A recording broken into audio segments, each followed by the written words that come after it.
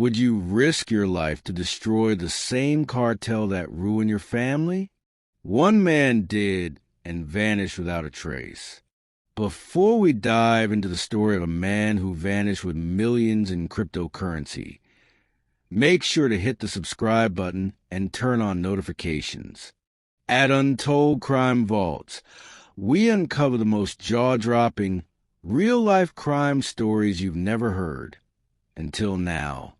Let's now begin with how one man was able to disappear with millions without a trace, making FBI team clueless. On the morning of March 17th, 2022, a silver 2018 Dodge Durango was found abandoned near the summit of the Monarch Pass in Colorado. Inside were signs of a struggle, scattered documents, a cracked burner phone, and a blood-stained hoodie. Authorities assumed foul play. The driver, 34-year-old Caleb Mercer, was presumed dead, but no body was ever found. 3 days later, a blockchain analytics firm in San Francisco flagged a mysterious series of crypto transactions. Over $5.1 million in mixed tokens have been drained from dormant wallets associated with a Fintech app called POINT. The transfers have been expertly layered through privacy coins, mixers, and burner exchanges. They originated from Austin, Texas, then vanished into the deep web. By the time the FBI connected the dots, Caleb Mercer had already disappeared from every surveillance camera, phone tower, and database in the United States. The manhunt went cold. To outsiders, Caleb was a mild-mannered cybersecurity consultant, a quiet guy who spent his nights playing chess online and keeping to himself. But those who really knew him remembered a different Caleb. A few years earlier, he had been a rising star in the Air Force Cyber Intelligence Division. Smart, methodical, brilliant, even until tragedy hit.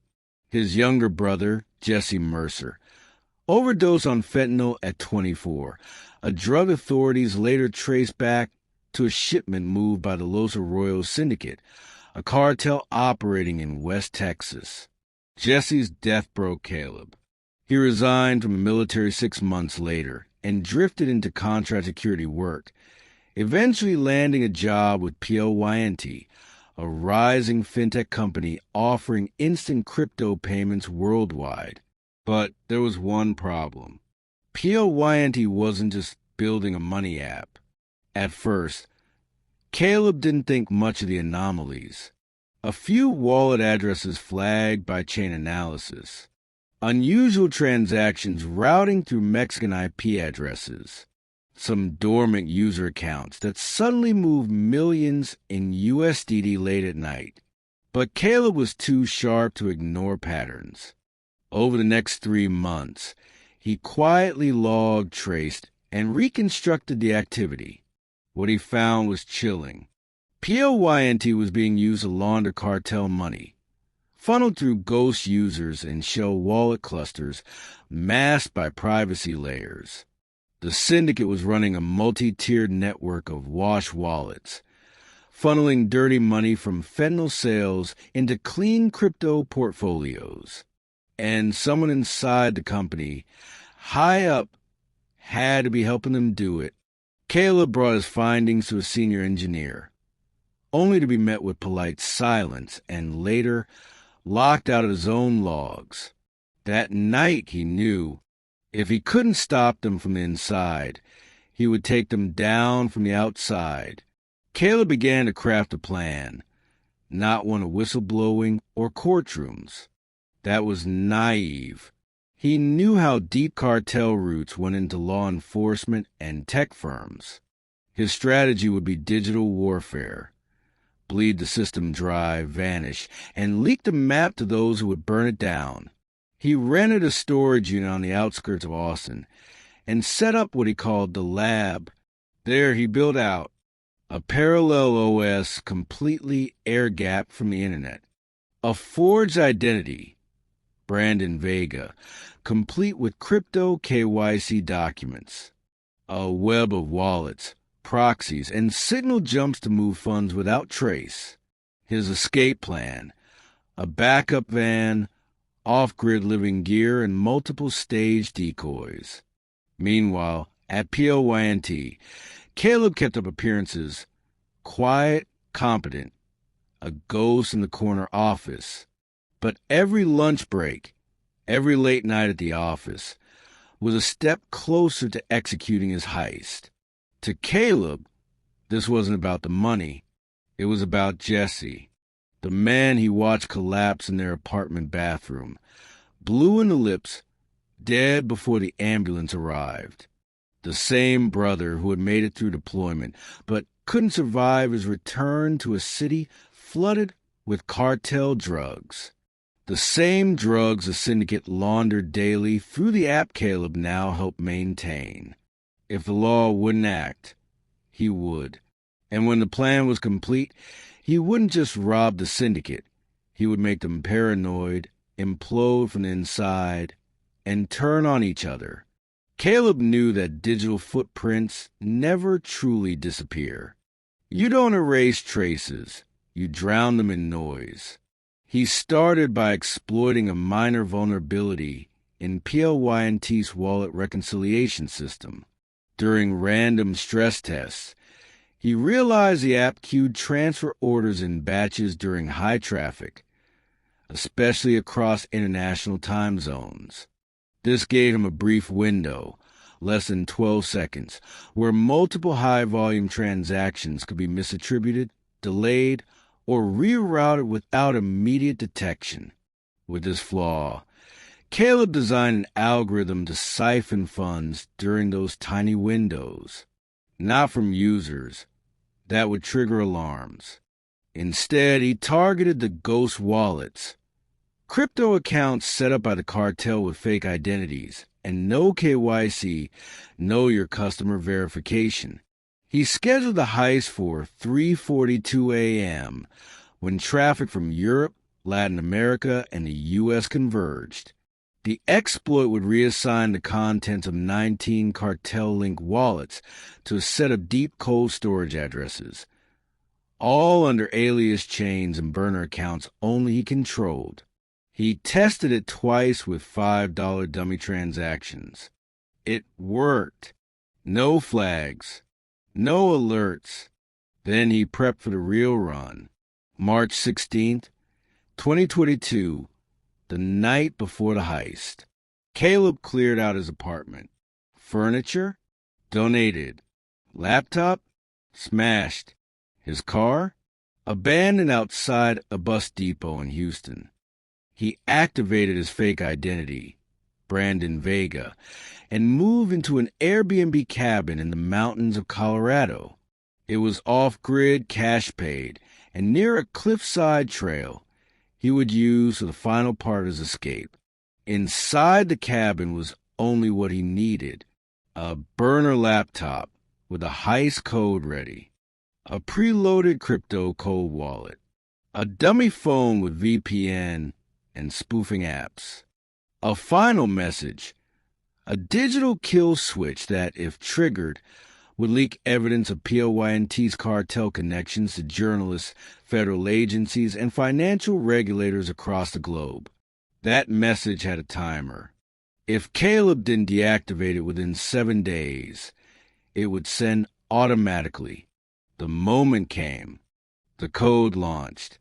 Millions in USDC, DAI, Ethereum, and privacy coins like Monero vanished from cartel wallets in under 8.5 seconds. No alarms, no errors, no traces, except the ones he wanted to leave. He bundled the stolen crypto into 5 different wallets, each attached to a unique identity and encrypted drive. Then he planted a fake trail, one pointing to an Eastern European crime ring, and another suggesting an internal theft by a rival PLYNT employee. The entire heist was over in 17 minutes.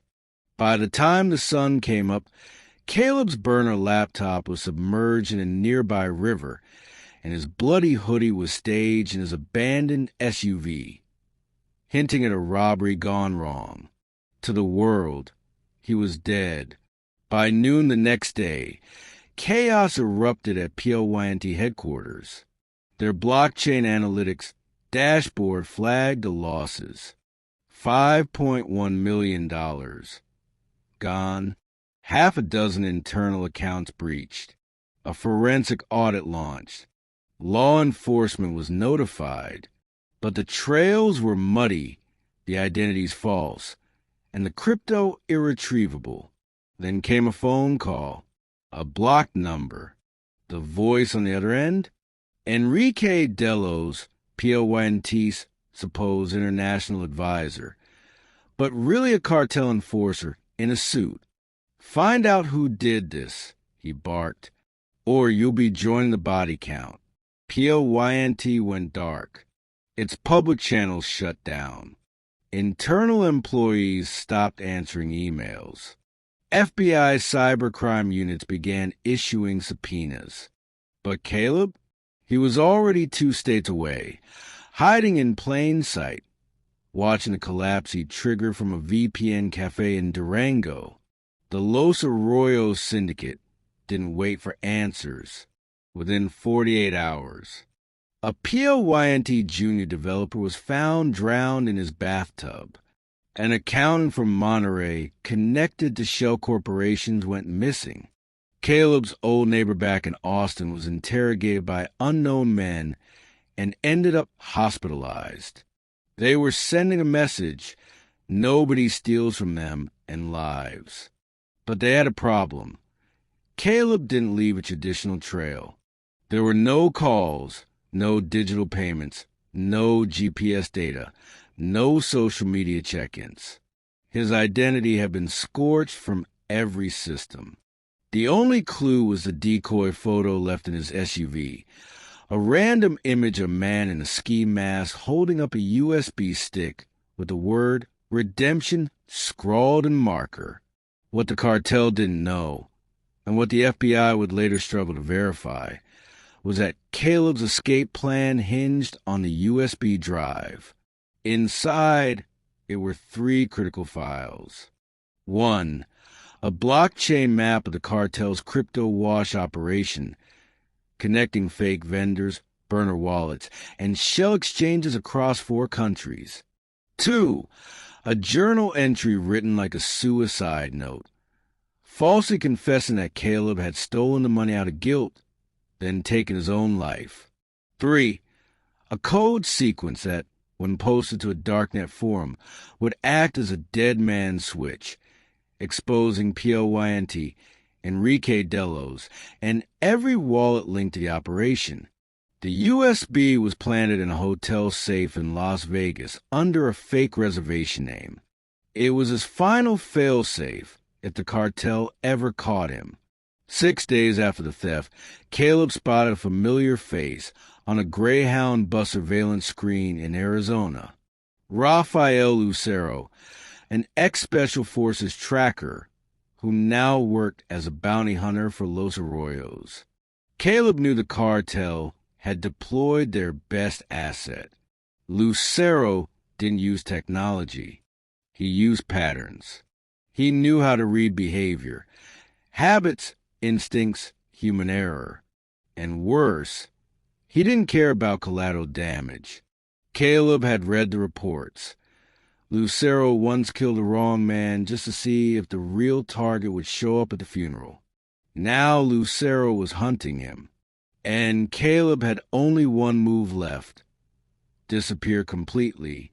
Caleb knew Lucero would track him not through devices, but behavior, habits, tendencies, routes. He had to disappear not just physically, but psychologically.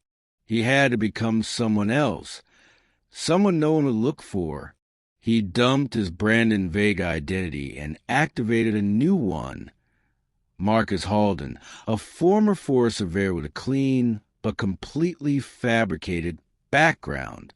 He rented a modified 2005 RV under Marcus's name and drove north, way north, disappearing into forests of Alaska. He avoided major highways, slept in rest stops, switched license plates. In 3 weeks, he crossed from Arizona to Oregon, then into the wilds beyond Anchorage. His route was slow, calculated, and invisible. The RV was outfitted with an off-grid solar setup, food and fuel for 3 months, satellite communication only usable with encryption keys stored offline. It was a self-imposed exile. But Lucero wasn't done. In the back room of a shuttered Austin storage unit, one of Caleb's old digital safe boxes was finally found by the cartel. It contained burned drives, fake IDs, and a photo of Caleb and Jesse Mercer, the only personal item Caleb had left behind. That photo wasn't just a memory. It was a trap. Embedded in the image metadata was a GPS signature, not to Alaska, but to a motel in Reno, Nevada. Caleb had planted it knowing that, eventually, the cartel would find that box and follow the clue. By the time they did, he was 4,000 miles away. The message they received? You're always 10 steps too late. Months passed. Federal investigations into PLYNT intensified. Subpoenas were issued. The company's CEO resigned. Multiple shell companies were traced back to cartel activity. And though no arrest stuck, the app was delisted from U.S. exchanges. It collapsed within the year. As for the $5 million, it was never recovered. Authorities claimed the funds were likely broken into microtransactions across thousands of wallets. But the truth was more precise. Caleb had locked them inside smart contracts triggered by specific blockchain events, his own version of a time capsule. They couldn't be moved unless very specific criteria were met, all known only to him. From his cabin near the Yukon River, Caleb watched the world move on.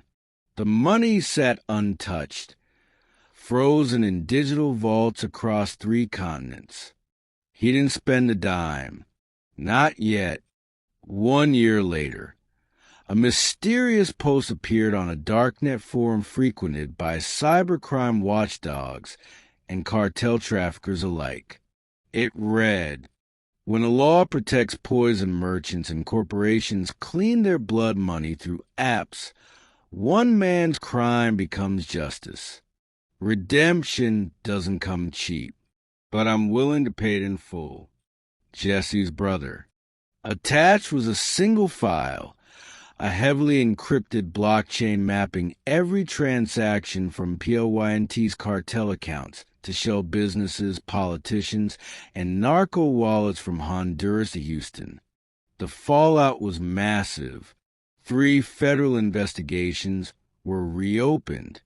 A private whistleblower case was filed against PLYNT's board. Multiple cartel operatives went underground. Still, no one knew who posted the file. But for those who looked closely at the cryptographic key used to decrypt it, a small string of code appeared at the end. J24M, gone, not forgotten. To this day, Caleb Mercer remains one of the most elusive digital fugitives in U.S. history. No confirmed sightings, no paper trail, no further transactions from any of the stolen crypto. Some believe he died in Alaska, the victim of his own paranoia or nature's cruelty. Others claim he's alive and watching, waiting for the perfect moment to release the rest of the cartel's data and finish what he started. One thing's for sure, he didn't just steal money. He stole control, power, and trust from a criminal empire that believed it was untouchable. And he did it with nothing more than a laptop, a motive, and the quiet rage of a man with nothing left to lose. If you made it this far, hit the like button and subscribe for more exclusive crime stories from Untold Crime Vaults. What would you have done in Caleb's position? Would you take the money and vanish, or would you burn the empire to the ground? Let us know in the comments. Until next time, stay alert, stay curious, and stay safe.